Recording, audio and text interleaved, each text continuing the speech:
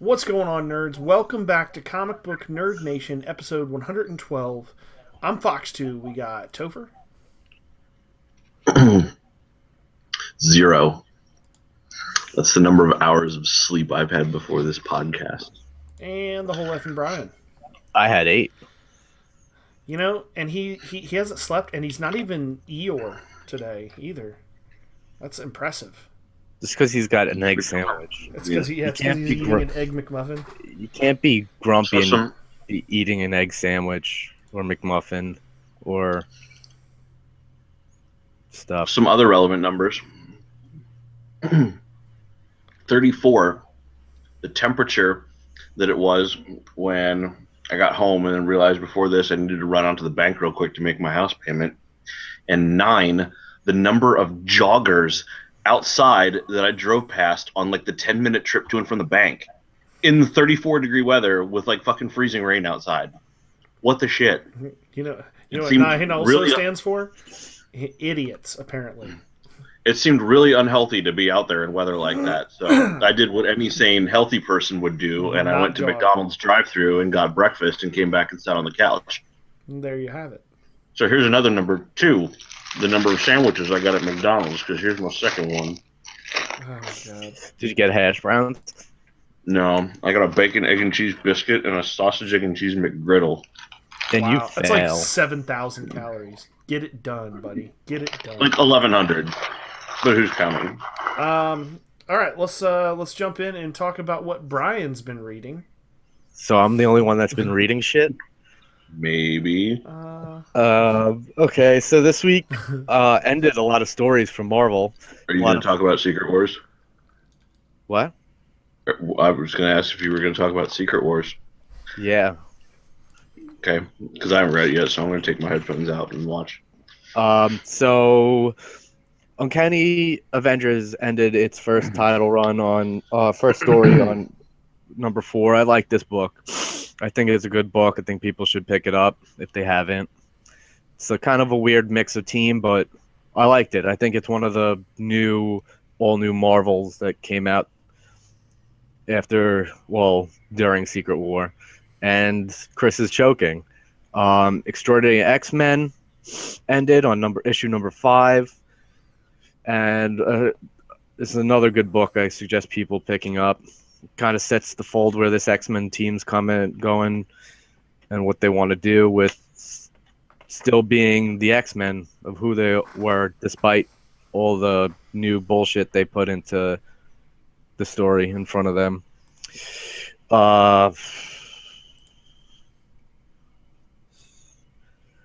Darth Vader, number 15. Are those still super awesome, the Darth Vader comics? Oh yeah, I think they're the best. Some of the best comics coming out right now. The Star Wars title and the Vader title. I really The think I want Vader to get Down the miniseries just finished, too. Yeah. get the Issue the 15. trade paperbacks of those. Yeah, they're awesome. So this ended, as Chris said, the Vader Down event, which brought both titles over, intertwining them, and it was awesome. I love this. I think this was the best storyline I've read, better than Secret Wars. I can't remember the last DC one that came out though. But Convergence? yeah. Well, Because it anything was better. definitely better than Convergence. Reading C Spot Run again at the age of 32 was better than Convergence. Dark Side War? Is it- Oh, Dark Side War is good. Never mind. But that's just a Justice League thing. That's not even like a full DC universe.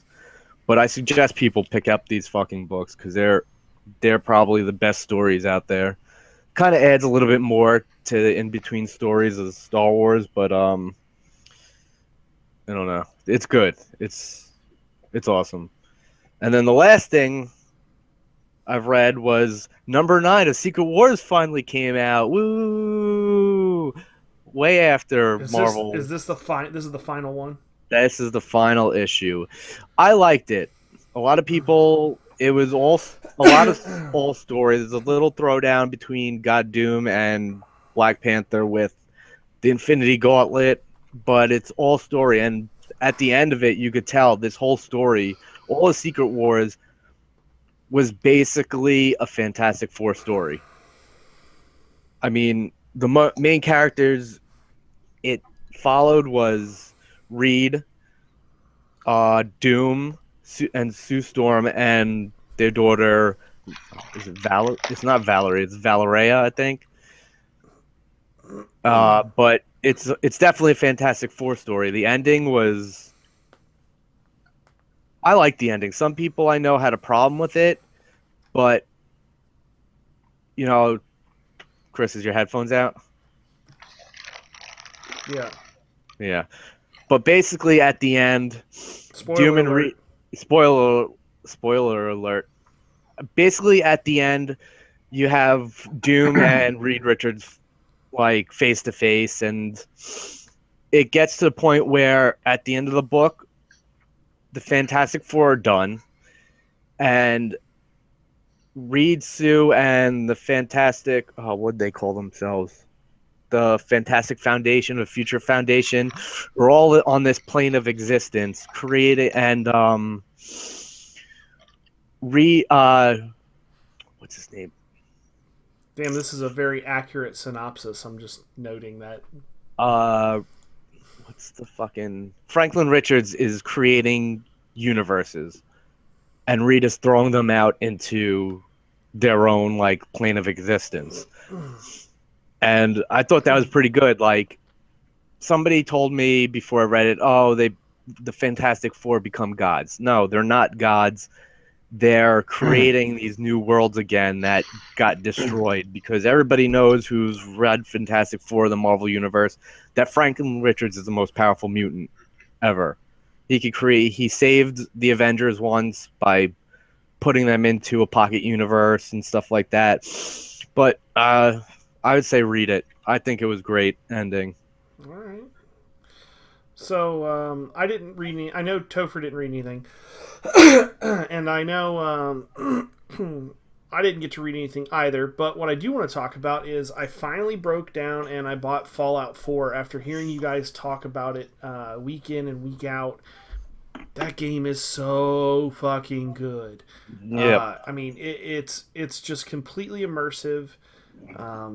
It's a real problem for me because it takes me a long time to advance the storyline or the side quests because I'll get to an area and I see a house and I just have to go through the whole house and check every closet and every desk and every, looking for every possible thing. And so it's fairly time consuming from that aspect, but man, it's really fun. The graphics are incredible. So far, what I've experienced of the storyline is amazing. I would highly, highly recommend it if you're into the open world RPG type games. The survival aspect of the game is really cool. I like the fact that you have to scavenge. I've started doing a little bit of the building and fortifying, like you talked about, of your base I camp. had so much fun doing that shit. It's pretty fun. It takes the mechanics of it are a little off and a little wonky at times. But all in all, it's pretty damn good. Yeah, I don't know. I mean, have you beat the game yet? No, because I do a lot of the side quests to get more point perks. So I take a long time. So when I go into the main missions, I'm like leveled good, Yeah. but Leveled good. leveled well. I'm well leveled. But yeah, no, I'm not beat the game yet. It's yeah. I'm probably when we're done recording today, I'll probably jump on there and I'll be playing today. Yeah, I'll probably be playing this afternoon too. Okay, let's jump over and talk news. We got quite a bit of news that I want to talk about this week. And there's no news music because John's not here. Oh, that's a bummer. Well, anyway, leading the stories this week, in my opinion, because I think this is fucking hilarious. The Razzies are coming up, which are one of my favorite award shows because it just makes fun of shitty films. And leading the pack this year, to no surprise, is Fantastic Four. They received nominations for Worst Picture, Worst Remax I'm sorry, worst remake slash sequel slash ripoff, worst screen combo, worst director, and worst screenplay. Wow. So that's a total of what? 1, 2, Five. 3, 4, 5. In 5. probably most of the major categories. Yeah, I mean, well, I think there's only like 8 categories total. I mean, there's not the Razzies aren't huge. It's not like a massive awards show or anything. It's like a joke thing. Yeah, for sure. Right. Well, I mean, there's a committee of 900 members from around the world that vote on these things.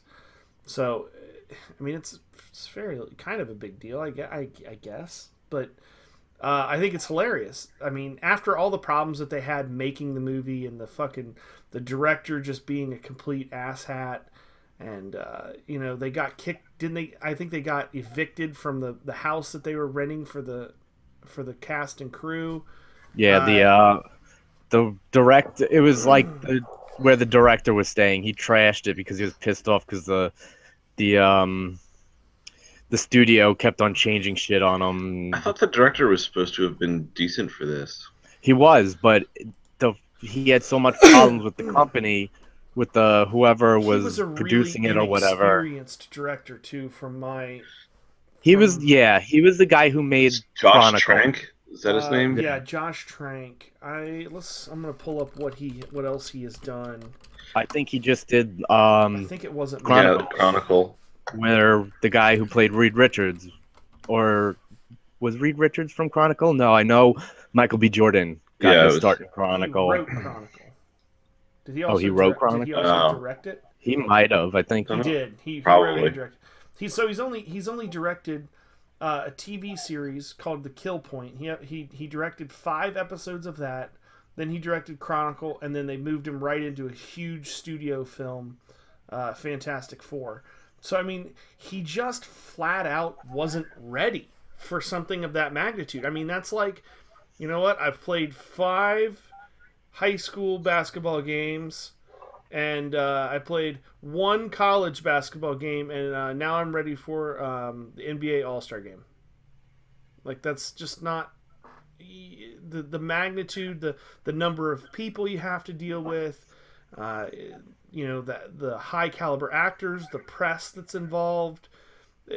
The commitments are going to be way, way higher for something like a Fantastic Four remake by a major movie studio compared to a small TV show that I've never even heard of, and Chronicle, which I don't even know how well Chronicle did. It wasn't. I don't know if it did. It was a small budget. I don't know if it was a small budget movie, but it was like one of those movies that comes out and you're like, oh, maybe I'll watch this on TV. It was nothing like. It was a kind of a good movie, but it was like one of those movies that I did see slipped that movie. over the radar. I did see that movie. It was okay. It wasn't fantastic. It's the one where the 3 kids find like the alien rock or whatever. Yeah. And they get superpowers, and the one kid like turns fucking evil, and they have to have this big superpower. That's where it like really lost a lot, was when they started fighting each other. I thought, but anyway, it's I think it was just too much. It was too much. They should have brought in, that movie could have potentially been decent if they would have brought in a director that knew what the fuck they were doing with that kind of a scale of a project. You know, you bring in a J.J. Abrams, you bring in I mean, shit, even Michael Bay would have probably done it better than that. But I don't know. It'd be more explosion powers. There would be a lot of explosions. We know that. And that dubstep music that he loves so much. Topher, you still with us? Yeah. I thought you might be sleeping with your eyes closed. I couldn't tell. I mean, my eyes open, you mean? Yeah, whatever. 'Cause I caught that. Yeah, good call. I mean, but they are a bit glazed over, I'll give you that. The next bit of news, I thought this was interesting and ridiculous at the same time. There's a former Marvel writer named Grace Randolph that she has a YouTube channel. I think it's called Beyond the Cinema or Beyond the Lights. I can't remember. Beyond the Mat. I can't remember what her YouTube channel name is, but anyway, she has started a fan petition to have an additional PG-13 version of Deadpool released, so that there would be what she's not wanting to get rid of the R-rated version. She's wanting to have the R-rated version and then another version for the PG-13 for a PG-13 rating. Why? Just why? So that kids can watch it. The kid's not a Deadpool movie. Deadpool's not a kid's movie. It's not a kid's superhero. Well, the argument that's being made is that they've done That's R-rated dumb. trailers and PG-13 trailers. So, Well, yeah, because they want to be able to advertise the movie on TV, channels yeah. that can't do R ratings in a trailer, not because they want people to see a PG-13 version of it. I completely agree. I think it's ridiculous, and I don't know who she's proving. Like, let's put it this way: she just narrow-minded. She can't see past the end of her nose. Short-sighted, I guess, is the word I'm looking for. But she started a petition with a goal of 2,500 signatures. What the fuck does that matter? 2,500 ticket sales probably wouldn't even pay the editing crew to make all the edits that they would have to do to make a PG-13 movie. I mean, you'd cut out all the best parts of the movie. They would have to reshoot a bunch of scenes. That's what they would have to reshoot a ton of stuff.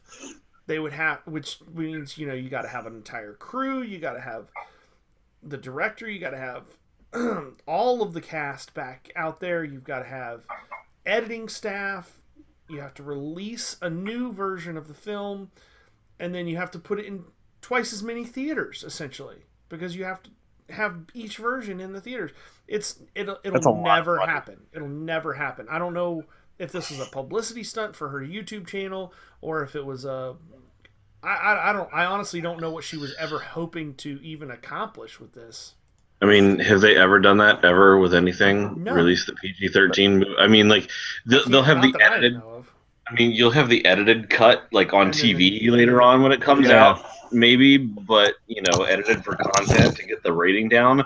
But typically it's not like they try and make the movie make sense. They're just trying to air it on TV and sell commercials. Like they'll cut out important plots that points that make the plot not make sense just to be able to air it on TV. Like that's not.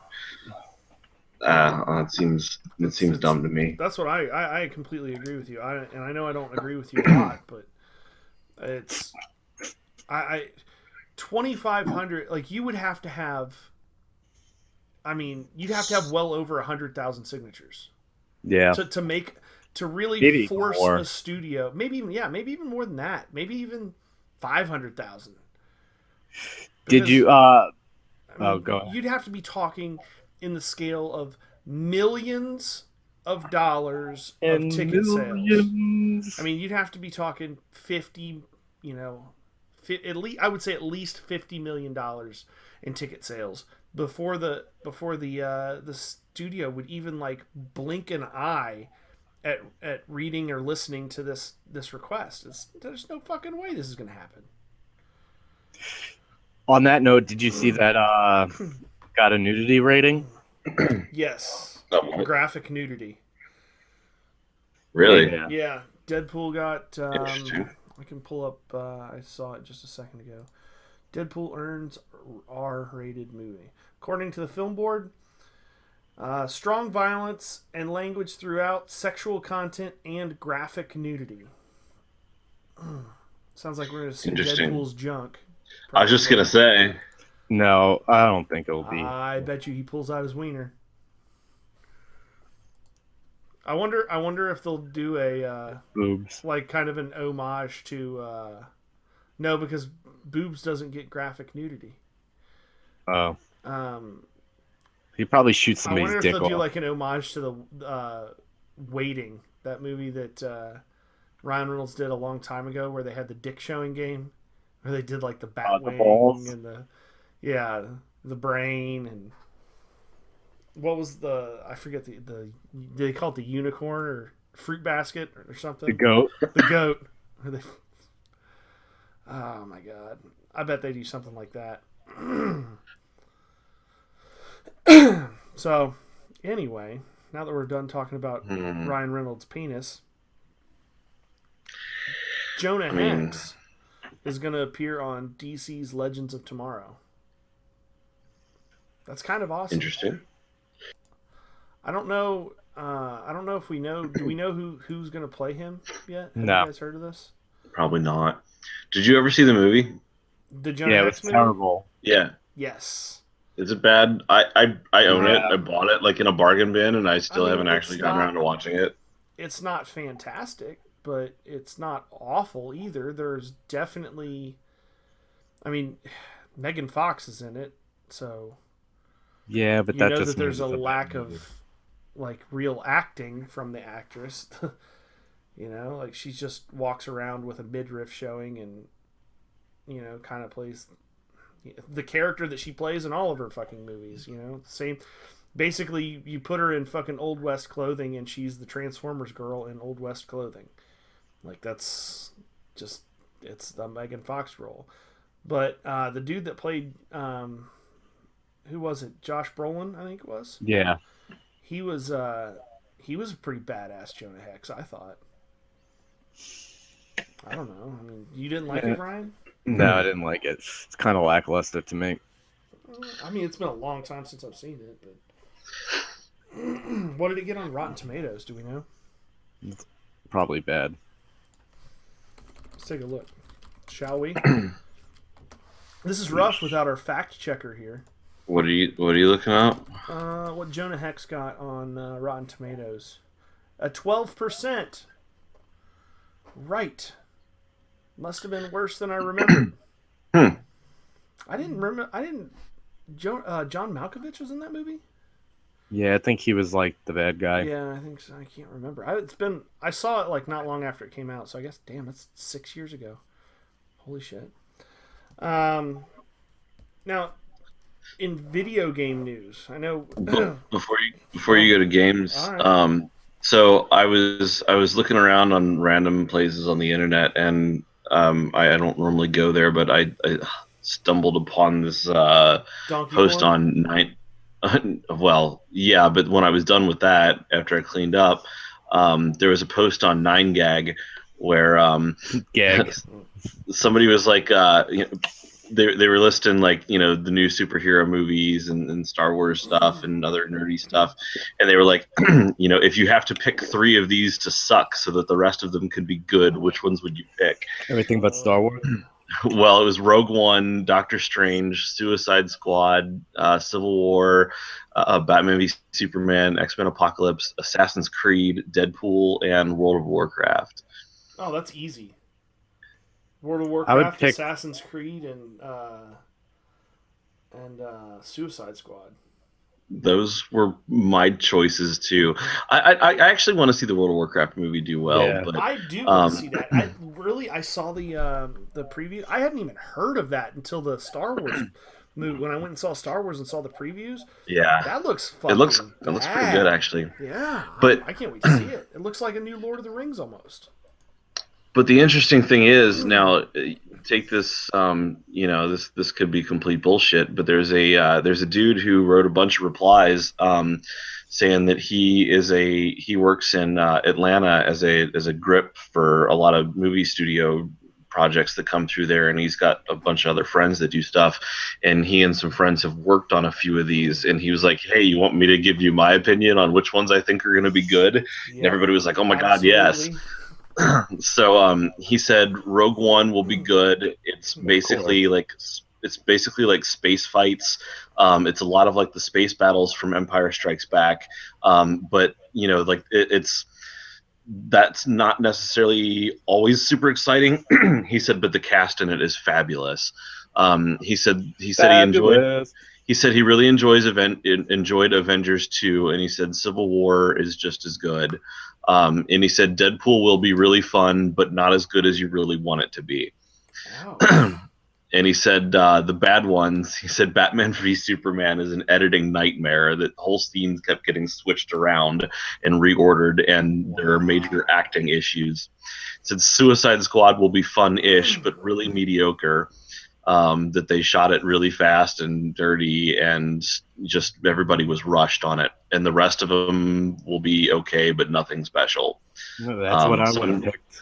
Some dude's screen name named Minus Green posted that and said, and I mean he was helping people in here, like telling them what they need to do to get started, in a career business or career in the film industry, like getting listed with the the guild for grips and all this. So I mean, like it sounded on the level as random people anonymously on the internet can be. So I watched, there was I don't know if you guys saw there was a scene or a clip, however you want to call it, from Superman or Batman v Superman, Dawn of Justice. It was released. The one with Superman on the car. Yeah, Superman rips off the top of the Batmobile, like rips the cockpit open and tells Batman, the next time they shine your light in the sky, don't go. The bat is dead. Consider this. What do you say? Consider this mercy. Consider this mercy. And then that's when Batman asks him, "Do you bleed?" "You're going to." That voice changer sound on his voice is horrible. I like that was the only thing about that clip that I like. I like the voice changer because they're getting away from the fucking but "Where's that Rachel?" one sounds too That shit. robotic. No, that's if they fine. I think should that's have how it used the would voice sound. changer. If they would have used like an Arrow voice changer to deepen his voice, that would have been so much better. But it's too robotic. I like it. I'll be honest. I like it. I think it gives it a super high tech feel. I'm totally down with that. I don't know that should be his voice in every scene, but like the one with that the robotic suit, like I thought it was fucking perfect. This is when he was not in the robotic suit. He's not in the robotic suit for this scene. Okay, well maybe I haven't heard that. Is it the same voice he does when he's in the metal suit with the light up eyes? Yes. Seems a little off. I still like it. I still like it. But I hope this guy's right. Dude, it's only not Batman because it's not what you've seen as Batman. But that doesn't mean anything. What was Batman before you saw Batman? A voice. You don't know what Batman sounded like until the first time you heard Michael Keaton or Adam West as Batman. Bruce Timm is Batman. I'm just saying, like, Kevin Conroy is Batman. I'm just saying that obviously we're going to hold on to preconceived notions and previous experiences of what we enjoyed as far as what Batman should be. But that doesn't mean that this can't be good. But that being said, and I have been a huge advocate of this film, I saw this clip and there was the acting in this clip, I mean, it's only like a minute and it is so bad. Awful. So bad. Mostly on the part of Superman. I was never into his acting in Man of Steel. He didn't grip me. His fucking facial expressions don't, like, he's trying to be like menacing and like it just doesn't work. It doesn't, I mean, I don't know, man. I don't know. And I do think that Ben Affleck in the Batsuit looks a little too like muscular, honestly. Like, the Batsuit, a little too bodybuilder-ish. Like, it was something a while ago that the Batsuit is puffed up. Oh my god, it's got inflatable muscles. Yeah, it's fucking, dude looks jacked. Like he's been fucking shooting up HGH for a while. I mean, he is, like, he has Bane's equipment in there. I mean, he's big. Like his muscles are bigger than Superman, which is just kind of a weird, like, when you look at Batman, he looks physically more intimidating than Superman, which is strange because Superman has the powers and the strength and all that stuff, but then like you look at Batman, you're like, damn, that dude could probably crush that car with his fucking fist. Because Ben Affleck is taller than him too. Yeah, in the scene where they meet with what's his name, Lex Luthor. Yeah, Yeah, or I mean, whatever you it's- want to call him, Baby Luther. Baby Luther. That's like the worst.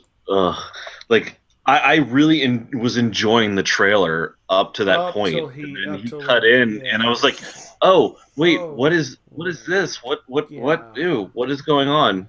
Yeah, I mean, I've been a huge proponent of this film. I still want this film to be great. I really, really want to have an awesome DC film. I want that more than anything. My confidence is starting to waver. I'm not gonna lie to you. Join my side. I'm Join not the dark side. I'm not all the way on the dark side with Brian, but man, and I'm hoping it was just that scene. You know, sometimes you have great performances with a few shaky scenes. I'm hoping that that's what it is because, man, who's the guy that plays Superman? What's his name? Henry Cavill. Yeah, Cavill. He just did not nail it at all in this scene. I mean, Topher, have you seen it? Have you seen the one we're talking about? Which one? The new clip that here, The 100th clip that they say, "Do you yeah, bleed it's it?" like Like, 10,000 clips of. Here, I'll send it to you real quick so you can take a look and Do you bleed? let me send this to you so you can take a look real quick. Is it Here. Lex asking? No, it's No, it's Oh. Batman. yeah. Go ahead and watch that. It's literally Batman. like a minute long, but Do you bleed? I want so bad to love this movie. I really do. I want to have an awesome DC cinematic universe, just like we have for Marvel. Marvel's cinematic universe is you can just fall in love with it. It's totally immersive. You fall in love with the characters. They're the characters, not the actors. And I don't get that feeling.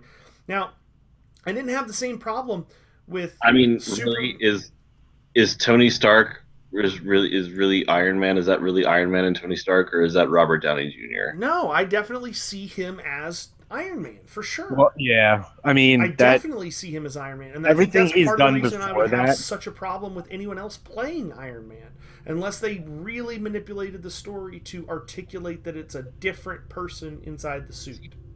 But if it was really Iron Man, then you would like the fact that you can't see anybody else doing it makes it sound even more like No, because it's his face, it's his about personality, actor. it's him. It's just like Thor. Thor, I think, is a great example too. What's it? Hemsworth. I can't see anybody else playing Thor because that he's done such a good job that when I see him on the screen, immediately I would associate that with Thor. I can't watch other movies now with him in it and think I can't not see Thor. You know, it's. that Moby Dick movie, man, if he would have just called down the hammer, it would have been over in a second. Did you see that movie? I didn't watch No. that one. I did not watch What that the fuck? Are you watching it? Next time they shine your light in the sky, don't go. That's what I'm saying. Like the acting. Consider this mercy. Like what? That's Superman? What? We just Yeah, got that's Mean what I'm Girls too. saying, That's like, what we're getting. You if he said that in a brighter tone, like a justice filled bad is bad. mood, His voice there is just it just doesn't fit. Like it's just so strange. And maybe it's contextual, and they'll set it up that Superman's on an ego trip, and maybe there's some outlying shit that we don't completely understand just yet, and we're seeing that out of context, and it'll fit in the bigger scheme. I don't know. I hope that's the The case. keyword there was shit. Man, it's okay. Yeah. Also, that It's voice rough. there, I loved that voice when it was in the metal suit. Now that he's not in that anymore, it sounds weird. It's like, what is making that noise? I don't mind it. I honestly don't mind it because it's His dial-up modem to crashed. me, it's even though it's a drastic change, it's farther than I probably would have liked to go.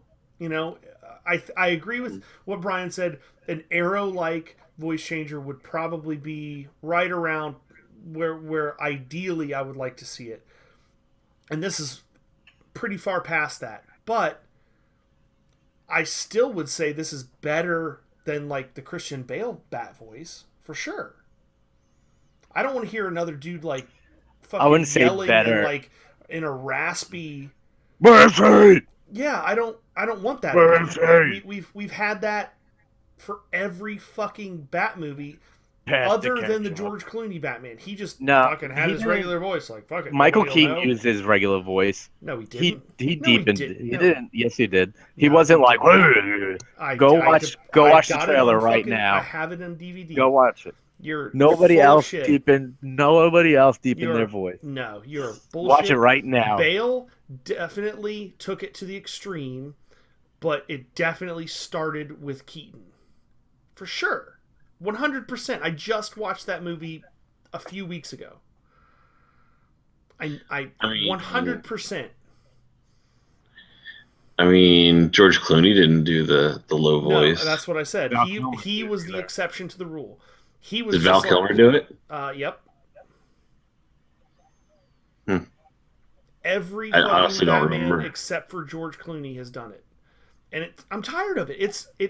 It doesn't make sense that somebody that has all those fucking technological gadgets wouldn't just have a voice modulator, wouldn't have something to change his voice. Why would he just rely on his own ability to mask his voice? That's stupid. There's no way somebody that takes everything into consideration doesn't take into consideration that he needs to mask his voice. Come the fuck on. There's no way. There's no way. Especially somebody that owns a technology-based firm. Forget about it. Nope. But not believing That's it. not buying even. it. It's not Batman not because buying it's so robotic that it's not even frightening. Like doesn't if I need to be heard frightening. somebody in the It doesn't shadows need to be going, frightening. "Arigato, Mr. Roboto," that's what he sounds like. It's too robotic. You would too, shit too your pants. robotic. You would straight I'd- shit your pants. I'd be like, somebody's sending a Especially robot somebody after that me. fucking muscular shows up out of the fucking shadow behind you and says he could sound like fucking Little Miss Tuffet on her fucking whatever from the fairy tales, and you would shit yourself. Little Miss Muffet sat on the tuffet. Whatever, you know what I'm saying? It's too It- robotic. It's He could terrible. sound like a fucking My Little Pony, and still scare somebody to death looking like that. But my point is that it makes sense. For the first time, cinematically, the voice thing makes sense because they're using technology. That's Using what a Batman voice would thing do. makes sense, but that voice does not make sense. Okay. Would you rather have him go back to the gruff, like, I'm Batman? No, voice? I'd rather him have a Arrow voice changer. The voice changer itself is not the If your problem. two options, What if your it- two options are the metallic sounding one versus the Christian Bale Christian Bale. oh, you're fucking crazy. That's Fucking crazy. There's something wrong with you. Anyway, in gaming news, did you guys ever play Plants vs Zombies Garden No, Warfare? but I saw that. I saw that new Oh. game on. I love Plants vs Zombies. That game was Did you so play fun. Did you play Garden Warfare though? Which one's that? That's the first person shooter that came out for consoles. What? No. Yes, it's fucking awesome. So it's not the typical Plants vs Zombies is super cool. I don't know if I'd like that Oh, no, because it's fun. that's not Plants Oh, vs Zombies Oh, to it's me. super Like fun that's because it's really cartoony, and like the weapons are the same kind of like goofy weapons and shit. Like you got LMGs that shoot seeds and shit. It's really fun. Well, anyway, Garden Warfare 2 is now in an open beta. So now would be time you can check out the beta for free. On the second one. So I may, if I can find some time, I may actually download it and check it out. The first one was a ton of fun. I only played it a little bit, but it's really cool. The graphics are neat. The way they do it, it's really cartoony. Same kind of vibe, if you will, as the Overhead like cell phone game. I don't know, Brian. Did you play Garden Warfare at all? No, I saw this one up on the PlayStation Marketplace right now. You think you're gonna check this one out, or? I don't know. Fallout 4 is taking too much of my Man, time. I understand. True. Maybe after. Now here's a heavy hitter that I am absolutely gonna check out as an avid video game player, and I got Blown. PS4 on release day, and one of the games from the lead up to the PS4 launch that I was looking forward to for the PlayStation 4 was Tom Clancy's Division. Oh my Yes. god, it looks 4 divided by so 2 is- good. I already pre-ordered it. I have not pre-ordered it. I might pre-order it just for the simple fact that at the end of January, for those who have pre-ordered, there's gonna be a beta. It's Master only beta. for like 3 or 4 days. And you know how you get around that? Pre-order it on Amazon. They'll send you the beta code and then cancel your order. No, I want the game for sure. I want know, this but game. I'm just telling everybody definitely out buying there. This game.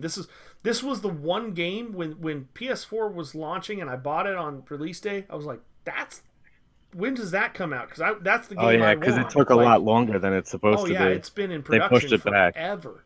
But it like they played it at I think CES or one of the big conventions. They showed gameplay from it from the early alpha stages where they had like the first level or something like that done, part of the first level, and it looks incredible how it's online co-op, different styles of character, different classes, if you will, of characters. You can share equipment with different people, so it's Oh, you want to use my equipment? It's really it looks fucking awesome. It really, really does. I can't. That's one game that I really. That's probably the next game that I'm looking forward to the most for sure. I don't know, Topher. You sounded a little excited when you said you pre-ordered The it. game looks super cool. Like if you haven't watched the trailer for it, go watch the trailer for it. Like there's a few, but there's one where it's just kind of like it's not like a traditional trailer. They just show kind of like it's almost like 10 minutes of gameplay where you're just walking through. It's like it's not really post-apocalyptic. It's kind of like on the verge of that. Like It's like mid-riot kind or of like something city. yeah, because it's like you're in the middle of a city, but it's an MMO, but it's kind of like a third-person squadron shooter, You know what it kind of reminds action me adventure of? RPG game. Resident like Evil 5. A little bit. Like the way I the didn't mechanic, play like that. the view and the co-op, like where you can give the other person items if they need a gun, you can give them a gun or. But I mean, it's an MMO, so like you're walking around and you have a quest map, but it's like awesome because I you do like apologize voice real quick chat if with. you can hear the neighbor's dog going absolute batshit Yeah, crazy just- outside my house. Barely a little bit. So I Um, sense a Comic Book Nerd Nation gameplay video coming out in the future. Oh, I'm totally. If it's down. a 4-person? Sick. I think you can play with up to 4 people. Actually, Yeah, I think it's is 4 what people. Yeah, it's like a 4-person group. I'm 100% behind that for sure. That I'm would all be fun. about that. We'll That do an game looks extra- fucking cool. We'll do an extra episode of it. I love MMOs, and that one looks like something truly innovative and different. And it's not like your typical fantasy, like get a sword and run around and No, go it's different. grind bear hides for hours. If it goes really well and it's really The fun, maybe we record the whole thing. Maybe we record the whole thing and do a fucking Let's Play with Comic Book Nerd Nation. And just outside of our regular episodes, we just when the 4 of us get on and play, we record it and we fucking. Maybe that's I don't know. We'll have to talk about it. But if you're listening to this still at this point, 43 minutes into the episode, you're a true fan. Let us know what you would think when Division comes out. If we record the gameplay and our chat audio to and just upload like a Let's Play, a walkthrough, if you will, of us experiencing it for the very first time. No do-overs, no cutting shit out, just fucking raw.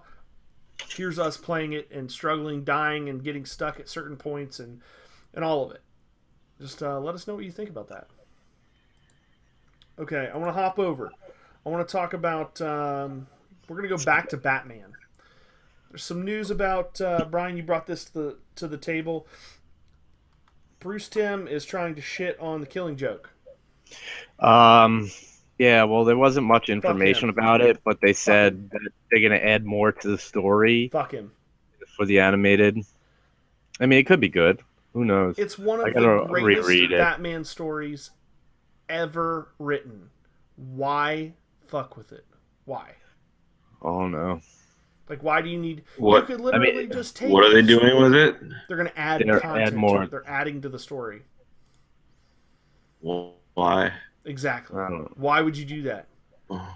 You could Spaghetti. you could take the book word for word and just literally count it as a script. Just pull the That fucking would pictures out, count it as a script, and put it into an animated film, and it would be a fucking that monster The hit. Killing that would be Joke. like if you took like a one of the greatest beloved nerd movies of all time, Oh, like they Star Wars said or something, and did like a special edition where you yeah. just randomly add scenes and redo the artwork Yeah, and that's what effects I'm in certain saying. places. In an interview, Tim reveals that the film will include original scenes to add enough story for a complete film. Tim also revealed that the film will be premiering at San Diego Comic-Con. Fuck him. I think it's stupid. I think it's ridiculous. Who cares if you only come up with a 60-minute film? Who cares? I don't think that. I mean, how fast can you read something like that?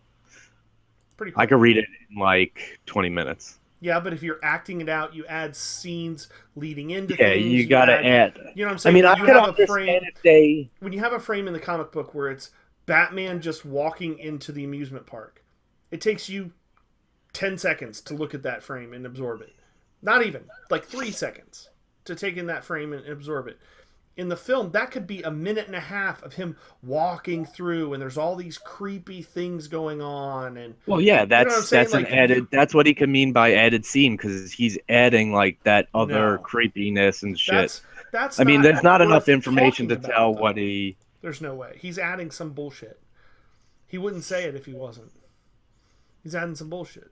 Who knows? I hope mean, it's great. I They don't get ever excited about make animated comic bad book movies. That one I can't animated wait to see things. that one for sure. I mean, did you enjoy Justice League War? I haven't seen it. You haven't That's a seen new, War? that's a new one, isn't it? Yeah, that's the one where they adapted the first story of Haven't seen it. the new 52 Justice League. I saw Crisis on Infinite Earths, Even that wasn't like which was on par with its story. pretty good. It was pretty close. I saw Flashpoint. That too was different than. It was different, but neither one of those, arguably neither one of those, are as iconic as the Killing Joke. I mean, they did what, 12 editions of the Killing Joke, 12 print runs. I mean, I don't know. It's It's still crazy. all over the place. that's what I'm saying. Like, that is probably one of the best-selling Batman books of all time, if not the. You know, that's, I don't know. What I'm really worried about is that he takes the ending and makes something more conclusive happen. And makes like Well, I Batman mean- kill Joker or something. You know what I mean? Like on He screen. technically or something. can't do that because He it can is. do whatever the fuck he wants. I mean, it'd be stupid. You Well, can't kill. I completely agree with that statement. But who knows? That's what I'm saying. Like, that's the most logical direction. Is like, ooh, I've got this story that everybody is on the verge. They think Batman killed Joker in this book, but nobody really knows because Alan Moore did a fucking phenomenal job of just taking you right to the edge and then just letting your imagination go wild with the possibilities of what could have happened. He doesn't tell you exactly how it went down, but he illustrates it all the way right up to that last second and then just fucking plucks you right out of that story. And just leaves you there. So you have to build your own what could it be? What better fucking scenario for a, director to just come in there, producer, whatever the fuck he is, and oh, by the way, here's the extra 10 seconds that you didn't get in the book. Here's the ending, if you will. Like, I think that's going to be really tempting. I think it's going to be really fucking tempting, and I really hope he doesn't do it. I think it could make it bad. I really do. Let's talk Star Wars. Like we haven't talked enough Star Wars in the last month. It's the best movie in the world. I could talk some Star Wars. So, the guy that plays Finn, I can't remember his name. John Boyega. Boyega. Talked about recently how the sequel to Force Awakens is going to be a much, much darker movie. Yep. It doesn't surprise me because, honestly, Force Awakens was basically a mirror image to a degree of A New Hope. Well, the next movie, Empire Strikes Back, was a much darker movie than A New Hope. Well, also Stands you to take reason it. This one's going to You be. take it from the movie. Snoke wants Ren back so he could finish training him. The movie's gonna be him getting stronger with the dark side, so it'd have to be a darker movie. Yeah. You got that from let's see, it says fucking advertisements. Very excited. My part in the next film will be much more physical, so I might be in the gym a bit more. he's gonna beat people in the face, punching stormtroopers out. I think Bam! it's I don't know, man. I mean, I can't wait. The first one was fucking stellar. It's on point. I kind of want to go see it again. Just every time I talk about it, I get just inch up a little bit closer to that threshold where I'm gonna have to go buy another ticket. The movie was they really fucking did it well. They did it really, really well. It feels like a Star Wars movie, which is what they needed for sure. Topher, any thoughts on this? I know you're like basically zombie Topher. You're pretty exhausted at this point, but Star Wars is right up your alley. So What? Oh yeah. No, I mean it obviously makes sense that it's going to be a darker movie. It follows the pattern of like even Star Wars notwithstanding, like it follows the standard trilogy pattern of small victory, the depression, huge victory. right, exactly. Like you have to have the first movies almost always has to be kind of a story in and of itself, to get people hooked and and then the second movie has to be the big downturn, like the hopelessness to drive the third provide a movie. different feeling, because you don't want to do that at the end of the first one because you're not going to get people hooked to come and watch the whole thing, because you don't want people to be unhappy watching your movie. You want them to remember the happy moment that they had at the end of the first one. I want that back so that they come and watch the third one. And obviously the third one has to end on a super high note because it's the fucking end and you got to have a happy ending. So, because who doesn't love a good happy you want a ending? happy ending? Exactly.